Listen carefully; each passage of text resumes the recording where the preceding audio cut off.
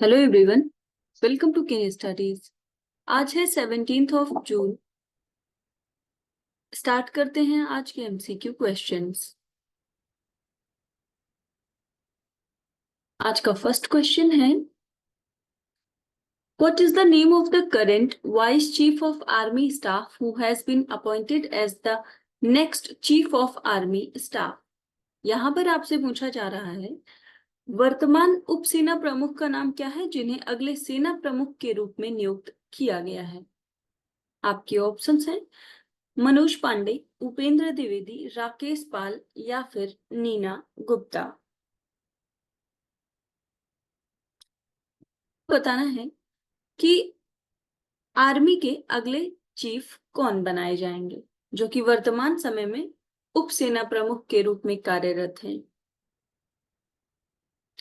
और इस क्वेश्चन में आपका करेक्ट ऑप्शन हो जाएगा ऑप्शन बी। सो ये होंगे उपेंद्र द्विवेदी। और आपको पता ही है कि वर्तमान में चीफ ऑफ आर्मी स्टाफ हैं मनोज पांडे। राकेश पाल की बात करें तो ये इंडियन कोस्ट गार्ड के डायरेक्टर जनरल हैं। इसके साथ ही सीआईएसएफ की डीजी हैं वर्तमान समय में नीना गुप्ता। आप यहां देख सकते हैं। So Lieutenant General Upendra Dwivedi has been appointed as the next Chief of the Army Staff effective from 30th June 2024, succeeding Manoj Pandey. So currently serving as the Vice Chief of the Army Staff, Lieutenant General Dwivedi's distinguished career includes commanding roles in various capacities such as Command of Regiment 18 Jammu and Kashmir Rifles, Brigade 26 Sector Assam Rifles and DIG of Assam Rifles, etc. So Lieutenant General Dwivedi was commissioned into the infantry of the Indian Army on 15th of December 1984 and his career spans nearly 4 decades, during which he has served in the variety of command, staff, instructional and foreign appointments. तो आप ध्यान रखेंगे कि जो अगले army के chief होंगे वो होंगे उपेंद्र द्विवेदी और ये चार्ज लेंगे 30 जून को। बढ़ते हैं नेक्स्ट क्वेश्चन की ओर। How much percentage of urban and rural respondents are aware of the Ayush according to the survey conducted from July 2022 to 2023।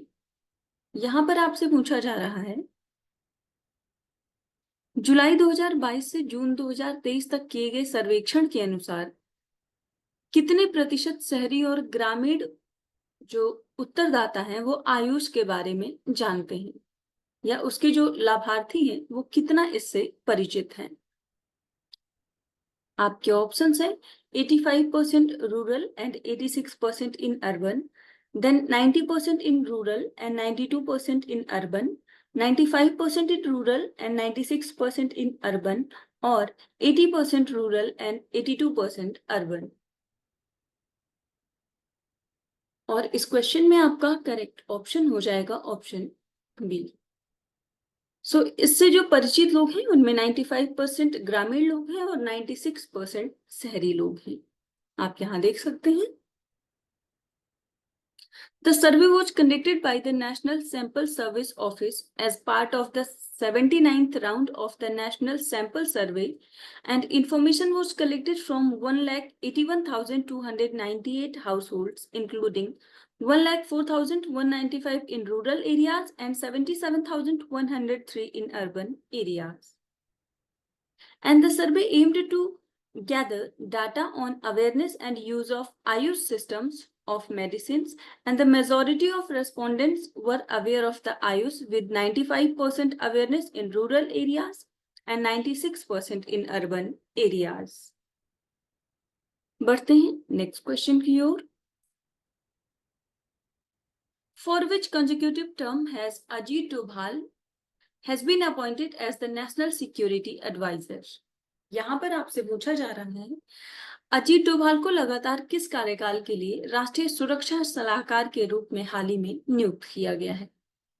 आपके ऑप्शंस हैं सेकंड, थर्ड, फोर्थ या फिफ्थ? और इस क्वेश्चन में आपका करेक्ट ऑप्शन हो जाएगा ऑप्शन बी। सो ये इनका थर्ड टर्म होगा। आप यहां देख सकते हैं, Ajit Doval has been appointed as the National Security Advisor for the third consecutive term, and his appointment was approved by the Appointments Committee of the Cabinet with the rank of Cabinet Minister. So his appointment is effective from 10th of June 2024 and is coterminous with the term of the Prime Minister. Ajit Doval has been the NSA since PM Modi first assumed office in May 2014. So he has been credited with shaping India's national security policy and handling various significant security issues. बढ़ते हैं next question की ओर। Consider the following statements with reference to the Central Information Commission of India. यहाँ पर भारत के केंद्रीय सूचना आयोग के संदर्भ में कुछ कथन दिए गए हैं जिन पर आपको विचार करना है। फर्स्ट स्टेटमेंट है, the CIC is an autonomous body established under the right to information act 2005. And second, the CIC consists of a chief information commissioner and up to 10 information commissioners. और आपको यहाँ पर बताना है कि केंद्रीय सूचना आयोग से संबंधित यहाँ पर कौन से स्टेटमेंट्स करेक्ट हैं। और इस क्वेश्चन में आपका करेक्ट ऑप्शन हो जाएगा ऑप्शन ए। यहाँ पर आपके दोनों ही स्टेटमेंट्स करेक्ट हैं। CIC को स्टैब्लिश किया गया था under the right to information act 2005 और इसमें चीफ इंफॉर्मेशन कमिश्नर के अलावा 10 इंफॉर्मेशन कमिश्नर्स भी हो सकते हैं। आप यहां देख सकते हैं। So CIC is an autonomous and independent body established under the provisions of Right to Information Act 2005.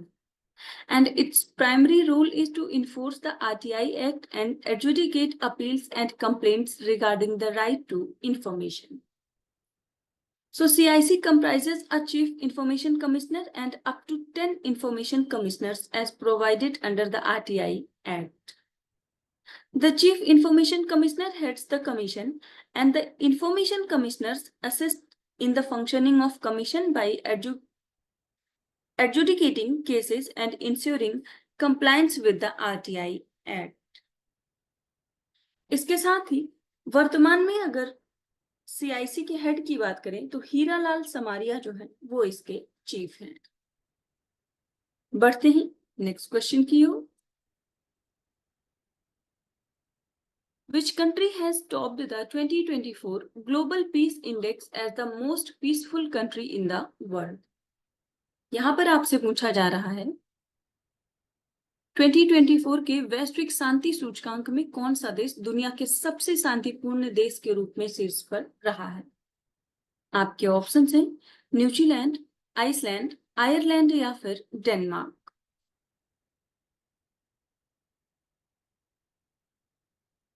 और इस क्वेश्चन में आपका करेक्ट ऑप्शन हो जाएगा ऑप्शन बी।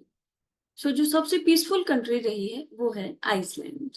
आप यहां देख सकते हैं Iceland has held the number 1 spot for the 17 consecutive years since the index began in 2008. And the country has no standing army, navy or air force contributing to its high peacefulness rating. So Iceland boasts record low crime rates with the police officers generally not carrying firearms. And it has an excellent education and welfare system enhancing its peaceful environment. Global peace index की बात करें तो इसको publish किया जाता है institute for economics and peace के द्वारा, which provides a comprehensive measures of global peacefulness evaluating 163 independent states and territories. इसके साथ ही भारत की बात करें तो भारत की इसमें रैंकिंग है 116।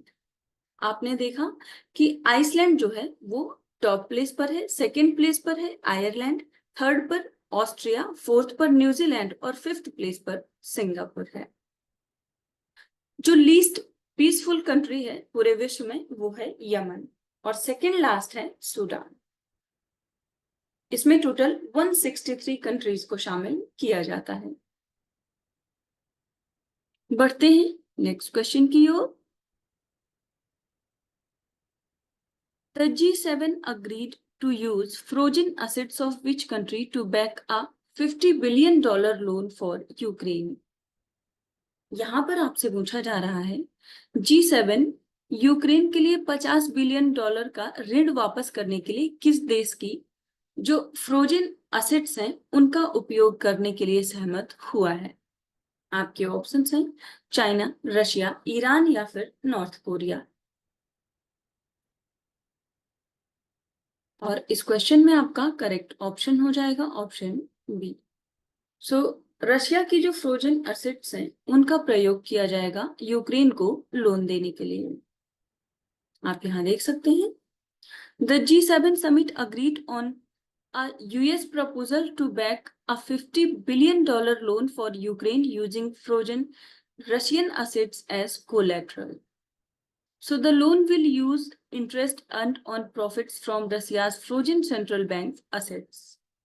And most of the frozen assets are held in the European Union, and this initiative shows strong support for Ukraine in its fight against Russia. So frozen assets की बात करें तो frozen assets are intended to be used as collateral for the loan, emphasizing financial backing from G7 countries. आप amount याद रखेंगे कि ये amount है $50 बिलियन। बढ़ते हैं नेक्स्ट क्वेश्चन की ओर। Consider the following statement regarding wholesale price index, जिसे हम WPI शॉर्ट में कहते हैं। यहाँ पर थोक मूल्य सूचकांक के संबंध में कुछ कथन दिए गए हैं जिन पर आपको विचार करना है।